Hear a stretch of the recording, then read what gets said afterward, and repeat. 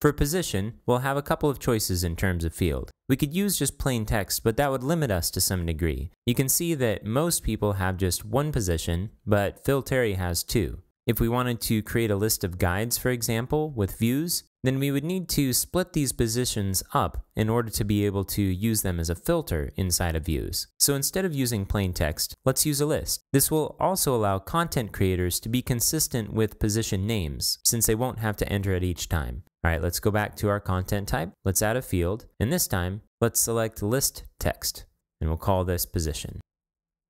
In order to configure this field, we need to add a list of possible values. The structure is right here, key label. The key is what's used internally to store the data about this field. The label is what the user sees to select that particular key, and they're separated by a pipe. So for example, we would have guide and guide. In this case, we're going to use the same value for the key and label. We actually have all of the positions listed out in a step file here, step10 positions.txt. I'm going to open that up, and I'll copy this entire value, and I'll paste it into the allowed values list here.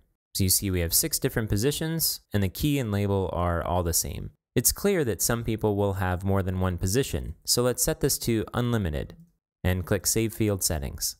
For the help text, I'll put in the user's role at Magnificent. And again, we could set this as a required field, but that limits the ability for our content creators to create just partial pieces of content. So unless we find out later that we really need this, I'm going to leave it unchecked, and I'll click Save Settings.